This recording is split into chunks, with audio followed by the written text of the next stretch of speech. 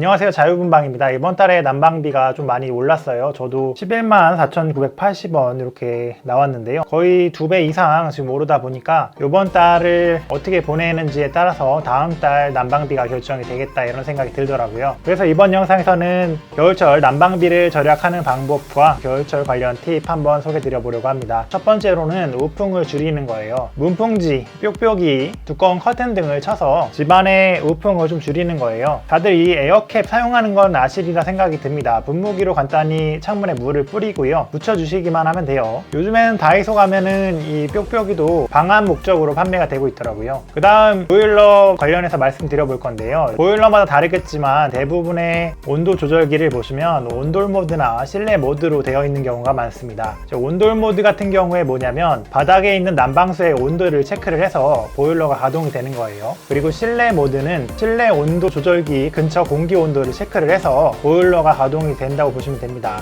아무래도 우풍이 심한 집에서는 실내 모드보다는 온돌 모드가 낫더라고요. 저도 오래된 집에서 살아보고 지어진 지 얼마 되지 않은 집에서 살아보니까 우풍의 정도가 확연히 차이가 나더라고요. 만약에 집안에 우풍이 굉장히 심하다 그럼 온돌 모드로 사용하시는 게 오히려 난방비가 적게 나올 수가 있다고 생각이 들어요. 실내 모드로 사용을 하게 되면 우풍이 계속 차게 되면 보일러가 계속해서 가동이 됩니다. 두 가지 모드를 각각 집안 환경에 맞춰서 사용해 주시는 게 좋습니다. 그 다음 세 번째로는 외출 모드예요. 집을 오래 비우게 되면 현재 온도에서 2에서 3도 정도를 낮추는 게 좋다고 이야기를 많이 합니다. 외출 모드를 하게 되면 난방에 필요한 물 온도가 너무 내려가서 재가동을 하게 됐을 때 가동 시간이 늘어나면서 자연스럽게 난방비가 올라가게 됩니다. 만약에 집을 3일에서 4일 정도 비우시게 된다면 외출 모드가 낫지만 집을 잠깐 비우거나 출퇴근을 하는 정도라면 오히려 현재 온도에서 2도에서 3도 정도 낮춘 다음에 외부로 나가시는 게 나을 수도 있습니다. 외출 모드도 안 켜놓고 나가시게 되면 바닥에 있는 난방수가 더 얼어버리는 경우가 있어요. 더 골치가 아프기 때문에 외출 모드, 그게 아니라면 2에서 3도 정도 낮춘 후 외출을 하시기 바랍니다. 그 다음으로 아무래도 춥다 보니까 온열 기기들을 많이 사용하게 되실 거라 생각이 들어요. 예를 들면 온풍기, 발난로 이런 게 있을 텐데요.